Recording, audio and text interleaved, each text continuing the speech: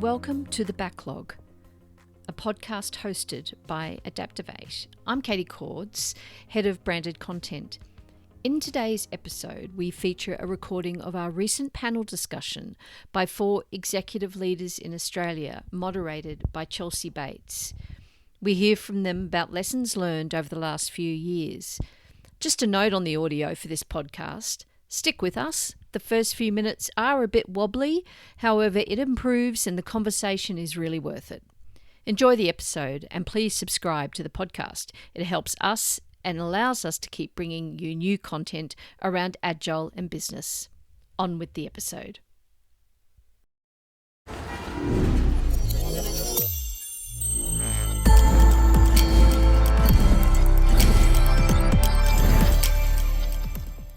Welcome everyone to our panel discussion on leadership in dynamic times, lessons learned for future success.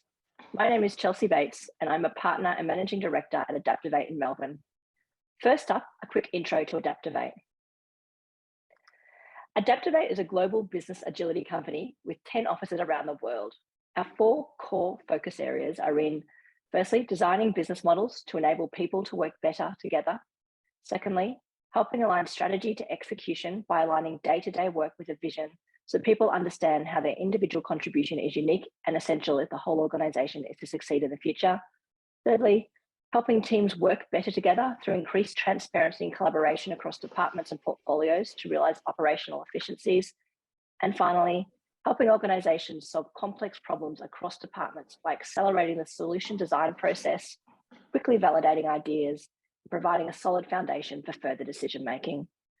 We are dedicated to advancing one discipline within the field of organisational effectiveness: how to help complex organisations adapt to changing conditions, collaborate across disciplines, and invent new futures. At the end of this presentation, we'll have ways for you to reach out to us to discuss improving your own organisation's ability to deliver in challenging times. Now onto our panel discussion. We are very excited to welcome 3 executive leaders today to unpack their lessons learned during the last few years. Our 3 leaders come from different industries, and I'm very keen to understand from each their mutual and varied experiences. Today we'll be discussing the important role of leadership during dynamic times. We've clearly had a few years of challenging scenarios, including COVID and the economic downturn. Today, we want to hear from leaders who have experienced how to successfully manage organisations and teams during these times and what lessons can be taken away for the future. So a huge welcome to Janelle Arena from Bendigo Kangan Institute, which is recently recognised as Australia's large training provider of the year, Julie Armstrong from Regional Australia Bank, and Srima McQuillan from the Global Infrastructure Hub. Thank you so much for joining us today. Can I ask each of you to briefly introduce yourselves, starting with you, Janelle, please? Thanks, Chelsea, and thanks so much for having me today. So I'm the Chief Industry Engagement and Education Delivery Officer for Bendigo Kangan Institute, which is 2 TAFEs, Bendigo TAFE and Kangan Institute. And we oversee delivery to about 35,000 students a year across Victoria, some interstate and a little bit overseas as well. And my role effectively oversees all of our training programs. So I've got all of the teachers sitting in my team, as well as our teaching support services and a range of industry engagement, business development activities. So yeah, that's me. Thank you. And Julie? Yeah, Julie Armstrong. I'm the Chief Information Officer for Regional Australia Bank. Regional Australia Bank's been around for about 53 years and it's been developed or brought together by a group of mutuals across the industry. Our main mission is to be able to provide amazing banking experiences to regional Australians and keep supporting those communities. I personally, as Chief Information Officer, look after our development, our integration and our change portfolio. Thank you. Welcome. And Srima? Hi, my name is Srima McQuillan and I work for the Global Infrastructure Hub. We are an organization that was founded in 2014 by the G20 to advance the delivery of sustainable, resilient and inclusive infrastructure. And in my role as COO, I manage all the back-end functions and everything internal, from risk to HR to IT to finance to governance to anything you can imagine. So it's been a fun and wild ride. Thank you so much and welcome. Fantastic. So let's kick off. Can I ask each of you, What are some of the recent challenges you faced in your leadership roles? Let's start with you, Janelle. Yeah, thanks, Chelsea. So I think, I think COVID tested all of us and our adaptability of our organisations and our people over the last 3.5 years. For an organisation like us at TAFE, we had to pivot every other day, students on site, students off site. We had to uplift our digital capability of our teachers. So really that accelerated work that would have otherwise taken about another 5 years. We've got a range of economic constraints at the moment. We all know the current state budget, and it's going to continue to be a challenging environment, having to do more with less. And I think for us, the war for talent is real. When everyone coming out of this post-pandemic environment is looking to uplift their capability of their organisation, to keep pace with the changing expectations of customers, students, and of industry, we're all trying to procure what are really highly skilled resources from a small pool. So I feel like we've got sort of a range of different pressures at the moment that we're continuing to work through, as well as the work we've been doing to uplift our organisational capability and transform our organisation through an org design piece of work we've been doing for the last 3 years. That's fantastic. I think it's been, from what I've seen from our clients, adapting your organisational capability to deal with such an amount of change, and then also how do you uplift the people capability to sort of respond to that change. Julia, Srima, did you have any builds on that question or different perspectives? Yeah, well, look, similar to Janelle, I think COVID's been an interesting time, now one that we've all sort of managed to work through, and I think there's a lot of positives that came out of COVID. I know I personally was very excited by the opportunity to be able to work remotely.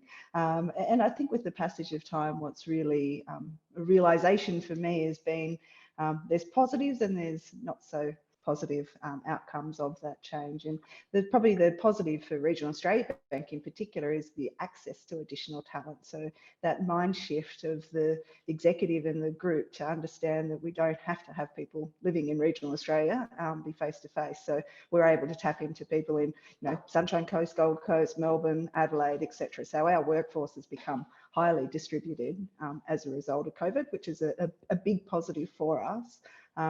And the downside of that, and there's a survey, Gallup, an engagement group, do every year, and I never understood their question. There's a question which is, do you have a best friend at work? They only have 11 questions in their engagement survey. And I never quite understood it until, COVID and remote working came to be part to play. And what it's created for me is that knowledge that people are engaged to organisations because they are connected to individuals as well as the entity. And so being remote is a plus on a lot of people's tick lists of where do I want to work. But equally, I think for an organisation, you lose some of that engagement and retention and the discretionary effort that people give you just because they feel connected to an organisation. So that's a challenge that we now are facing, which I think many organisations are. And similar to Janelle, our secondary challenge at the moment is being a Regional Australia Bank, we've just recalibrated our strategy. And so we have a culture which is very entrenched in communities and bringing value to those regional communities. But we're embracing or forging ahead with a strategy which is much more about growth and how do we penetrate broader distribution markets. So that cultural shift for people to think bigger and think less about the relationship, or not less, but how do you transition that relationship mindset into an environment that's growth and market driven is the other challenge we're facing at the moment. Fantastic. And Srima, do you have another perspective, being sort of working across, global, your team is global at the moment? Yeah, I might take a different perspective. I think after COVID, the whole workplace paradigm has really shifted. Before, employers dictated everything and the rules of engagement with staff. And now we're seeing this massive shift where staff sort of have more power, or the balance is shifting more towards staff needs and wants. And I think that's really challenging for businesses right now. I think I was at a seminar at Hayes, and they said it's called the Great Ask. And we have seen this from people who are coming in as recruits and people who are here as staff. And it's the great ask. People want to be able to work wherever, whenever they want, however they want. I think 70% of staff are going to ask for a raise this year. People want to focus on health and well-being and wellness, and then they want their company to be environmentally, sustainable. So there's a lot of demands, and a lot of these actually drive decisions to join or leave a company. And it's not that common that people don't just put it on HR. Right now, this is a business imperative. So I've seen the shift go towards now the whole leadership team realizes these are not just HR issues. This is how we want to be successful in business. And deciding with limited resources and time, which of those asks you're going to respond to, I find incredibly challenging, because you cannot do them all, but they're all important. So I find that really challenging. And we've focused a lot on learning development, and that has been really fantastic, because learning development enables people to connect together when they get mentored. We do a few external opportunities, but that's been really great for helping unify our culture, especially remotely. But it was really hard to figure out the 20 asks that we're getting every week. What do you do? Can't do everything. Absolutely. And how do you prioritize? Because different people have different perspectives. What's important to myself might be not as important to someone else, different life experiences, different points in life. That leads quite nicely into my next question, Srima, which I'd like to sort of maybe kick off with you. What role do leaders have during challenging times? And then what does staff look for from those leaders? So I love change and transformation, and I love being a transformational leader. And I always talk to my teams about how to teach them how to be change agents. And I said, and my role as a leader is like I'm taking you on an excursion, and we're going to the beach, and you see this tropical island, and I'm like, we're going there, let's go. People jump on the boat, they're super excited, they start rowing, they can see the vision. And that's easy. That's when everything's steady state. And then the waves start coming in, and it's crashing, and people are getting sick. And they're like, well, I'm not so excited about this island anymore. And I said, that's when your real leadership starts. You got to get in the boat with them. You got to listen. You got to build trust by, stabilizing the boat and making people feel comfortable again. And they see that you're in it with them. And that's super important. But then the boat keeps going, and it gets more rocky, and they can't see the island. And they're like, what are we doing? And I go, and that's when you really see who the leaders are, because at this point, they can't see where they're going. They don't know why they're going there. They don't want to go there. And frankly, they're not having a good time. So I say, that's when your leadership comes out. You've got to communicate the vision, remind people why they're going there, let them ask questions, and just remind them. And you have to stay eternally optimistic, even when inside you're like, I know this is crazy, but we can still do it. And so you get back in the boat and you stabilize the boat, you build trust, you're honest with them. You say, this is tough. And then at the end of the day, you hopefully make it to that island, whether it's through a curvy course or as you had projected, and then you celebrate. You talk about everyone and all their hard work and reward everyone. And that's, to me, what leaders do, is you take them on that boat ride of crazy, but you make them feel secure, and you let them know you're going to get there, and you still believe in what you're doing. And that's sort of how I view it, no matter what you're doing, whether it's digital transformation or cultural transformation or integration of two companies. At the end of the day, there's smooth seas and there's rough seas, and you have to show leadership the whole journey. I love that analogy of the boat. I may steal it. But it's really important. We're sort of thinking of some of the transformations we've helped organizations with and that I've seen throughout my career. Having a leader who remains, this is the right thing to do, and we are going to get there, and being there in amongst with the team, that's what makes or breaks the transformation. Janelle, I'd love to hear some thoughts from you. You've sort of been going through a 3-year transformation. You're sort of getting towards the end, but there's been a lot of change and challenging times. A lot of change, right? And I think, building on what Srima said, you've really got to think about ensuring that you're building culture. So, you might be sort of doing a whole lot of change, but if you're not building culture at the same time, ultimately, you're going to end up in a situation where, people are not going to be able to have the alignment that you need. So, we've all heard the saying, culture eats strategy for breakfast. And, you'll see that kind of play out in reality. So I think it's about having a culture playbook, doing the culture work, having key messages and the tools for your leaders to then be able to help share and reiterate the message so that it proliferates through the whole organisation. And helping people to connect with their passion and purpose. So, storytelling is critically important to be able to help people to understand the difference that their work as an individual contributor makes to the overall purpose. And I think that's kind of the magic in it, really. Like, if you can sort of be at the helm, be an authentic, empathetic leader, but you can also give all your other leaders the tools that they need, and you can share the message and help people connect to their purpose, then, you've kind of got the right recipe to create success. Yeah, absolutely. Culture is an absolutely critical part as well of having, being successful in such times of change. Julie, did you have some other thoughts, or did you want to build on what we've heard? It's hard to build. I think both Srima and Janelle have really hit the nail on the head in terms of what it is and how to take and deal with change.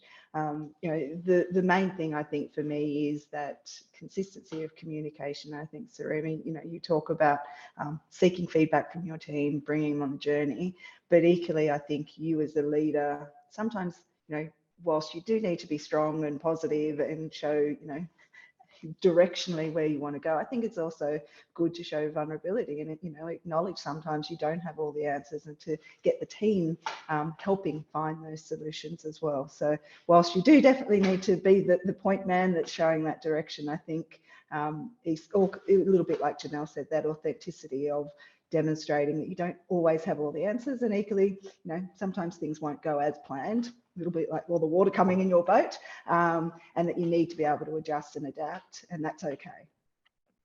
I think that point around consistent communication is essential. I think one thing we've seen is you actually can't over communicate. If you stop communicating because something else has happened that you as a leadership team need to focus on, the team don't know that. So all of a sudden they don't get any communication for a couple of weeks, and they start to wonder what's changed, what's going on. So I think one of our learnings is you can't over communicate in times of change, and to keep even to tell team nothing's changed this week. We haven't had time because we focus on something different. Yeah. I think in the absence of no communication, people create their own version of the truth, which is often so far from what the actual reality is. Yeah, absolutely. So Julie, challenging environments can really result in ambiguity, of course. So where dynamic scenarios are happening in the market, where do you even start as a leader? Look, I think that, firstly, I'd say ambiguity is just part and parcel of life. And whilst, for us as leaders and our teams and our organisations, it can be quite high anxiety and quite stressful. But I think first and foremost, you need to, a little bit like culture eats change for breakfast.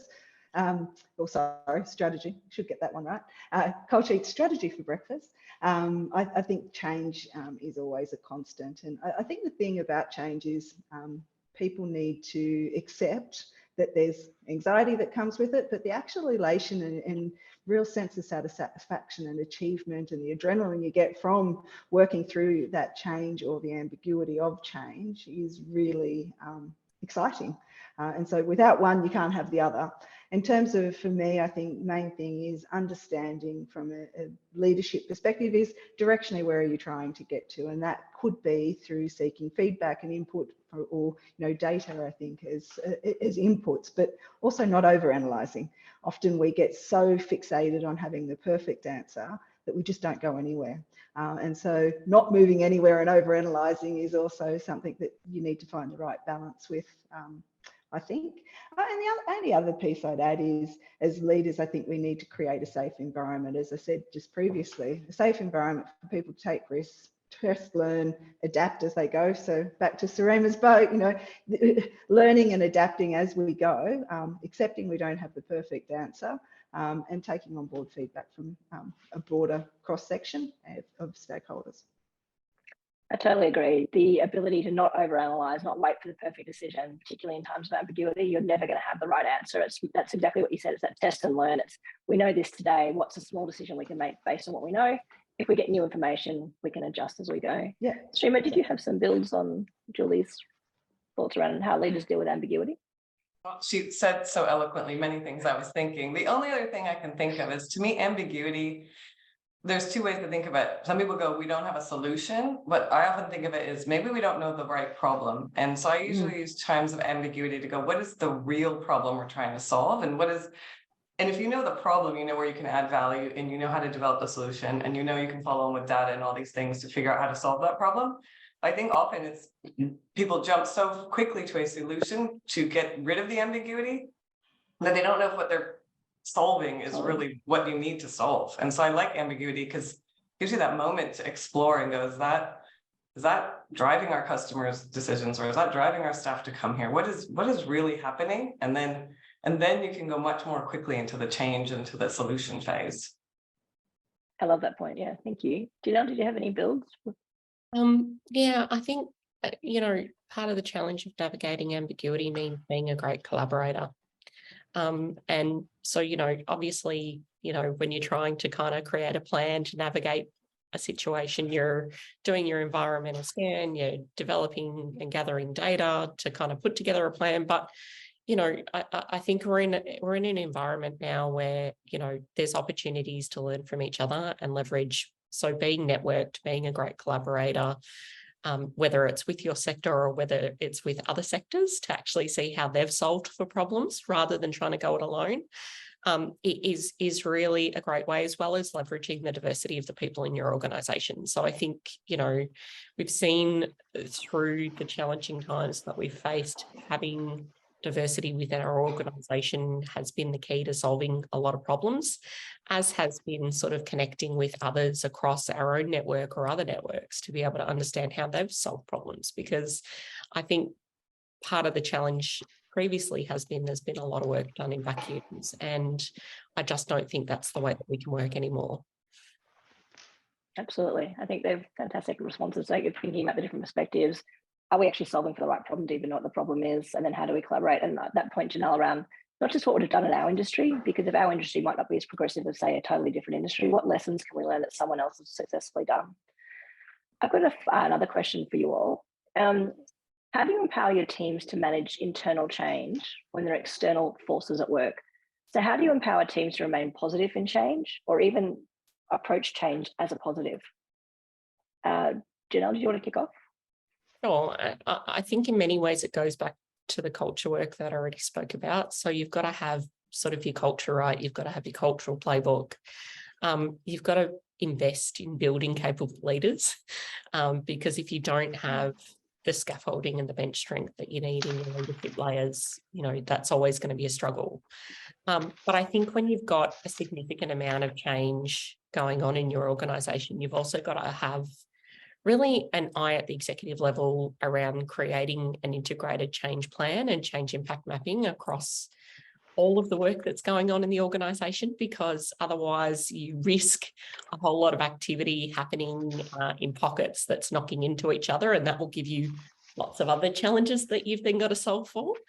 And that bit again, I guess, about how you connect people back to their passion and their purpose in their organisation. And if people can't connect to passion and purpose, ultimately that's when you're going to end up with disengagement going through any kind of challenge. So I think really for me, that's the sort of recipe to get your teams to be able to help manage internal change. And there's a wellbeing component that's got to wrap in around all of that as well, really looking after people's psychological safety and wellbeing. And to Julie's comment earlier about fear of failure, I think that's really important to making sure that you've got the psychological safety for people to have a go when they're trying to implement changes. Yeah, point about having an integrated approach when there's a lot happening is absolutely essential. You don't want one thing changing, breaking something else that was to change in 6 months' time. So how do you make sure that we're all working together, we're changing things positively, because that does then drive a positive experience for the team, as opposed to change breaks things. Srima, did you have some thoughts around that question? I probably build upon what you said around the people and culture aspect. So the way I think of operations is sort of an old school concept called the golden triangle, which is like people, process, systems. Okay. We often focus really heavily on the people side and say, let's empower them and let's tell them they can not fail. And, we give all the right words, but then the company itself is set up sort of against those words. So in other words, someone is told to manage change, but they're not allowed to take their team out for lunch because they have no delegation of authority. Or you say you're empowered, but you have to follow this project plan to the T. You're not allowed to deviate or try anything new. So I think if you really want to empower teams to manage change, you have to think about how the organization is set up and where they have points to affect change, which is through delegation of authority, through getting, like you're saying, mentoring from higher level people who may be like, I'm naturally an optimist and I'm an extrovert and I'm a communicator. So can they pull people like me in? So we use your whole system, like you said, all across, but really you have to look at, is your business structured in such a way that you can have that culture?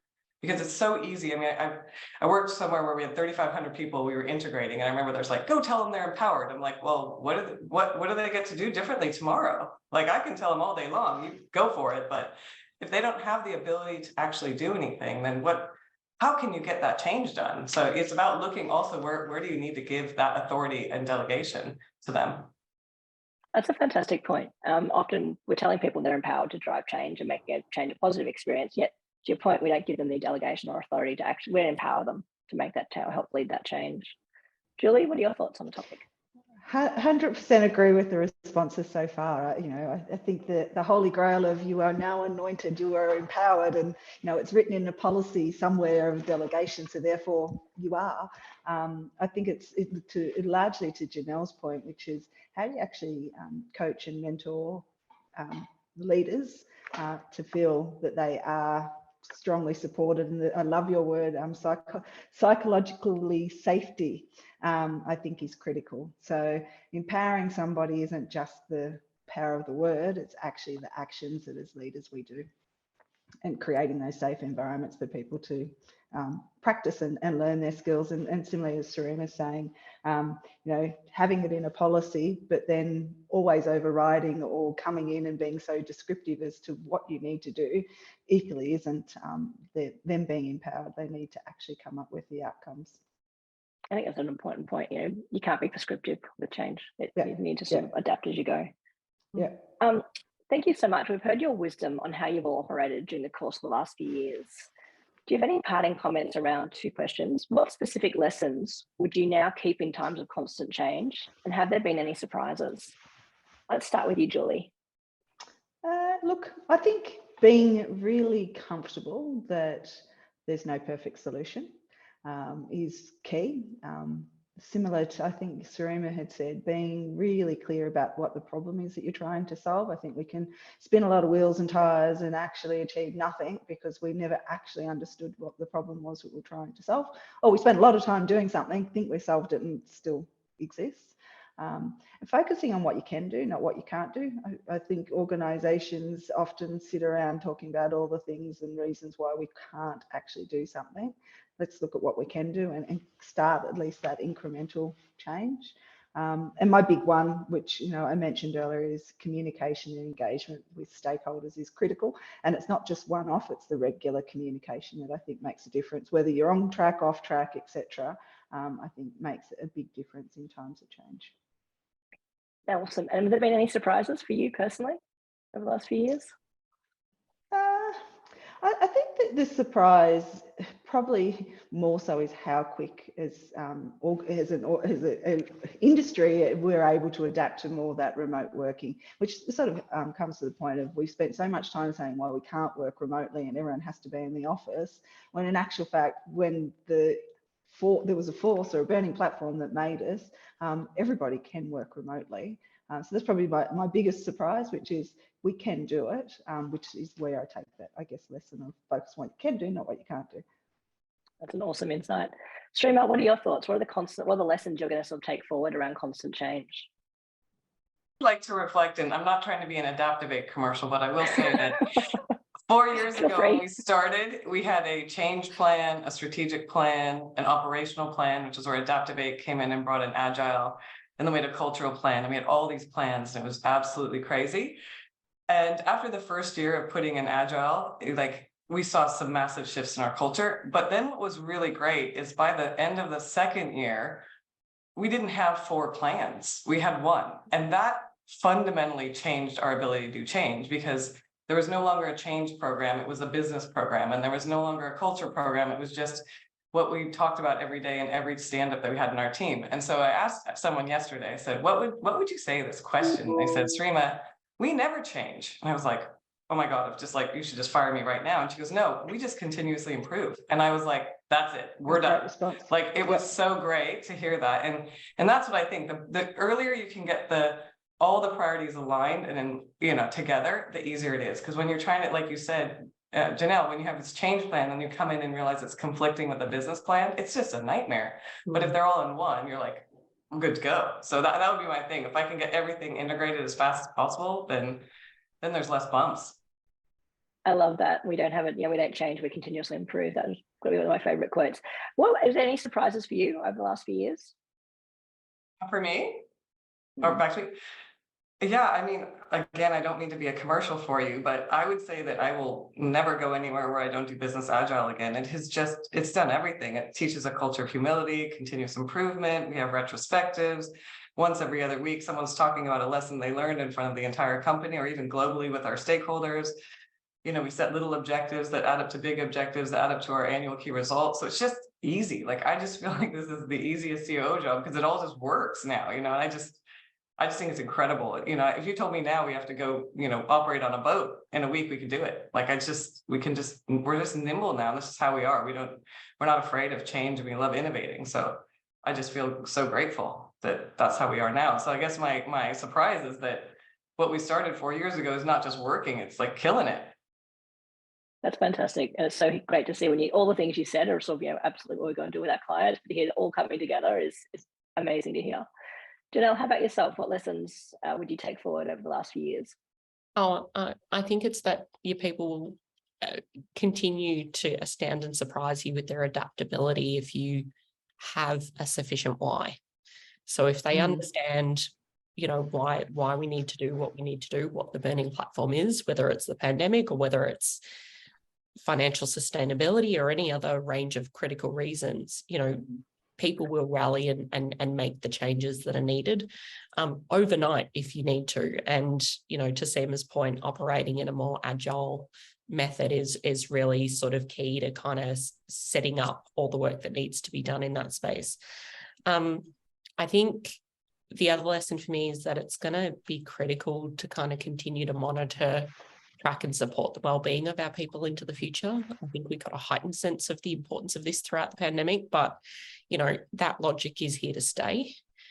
Sort of to the comment about the great ask, I think the expectations that your organization will care for and have proactive interest in an individual's well-being is absolutely going to be one of the core value props for people coming into organizations into the future. And so really it's how do we make sure that we're actually gathering the data and putting in the right action plans to be able to make sure that we're creating the appropriate ecosystem for that. And I think if you kind of ask me about what surprised me, I think it's probably more than anything now coming out into a post-pandemic environment, organizations' desires to kind of go back. So it's great to hear from people like Julie who are saying this is just the way that we work now, but sort of talking to so many industries, I'm hearing people saying, yeah, we're trying to get everyone back in 5 days a week. We're trying to get, things back to the way they were. That they're never going to be the way that they were if you want to be an organization that's going to thrive into the future. So I think it's kind of, it continues to surprise me that we're not continuing to leverage the adaptations that we've gained in the last couple of years. And I think it's what's going to come out in the wash as to who's going to be successful and sort of who's going to fall behind. I think it's a really important point of asking the why. Why do we need to go back? Was that so great, or what do we actually learn that we can keep learning on and sort of, to Srima's point, continuously improve? Thank you so much for participating today. I really appreciate it. I really appreciate you taking the time to sort of come and join us. So thank you for that. We would love to hear from you. So reach out to either myself directly or with our growth partner, Dave Gumley, as seen on this slide. And a reminder for further information about what ADAPTOVATE can do for your organization, please visit our website. Thank you so much. Thank you. Thank you. Thank you.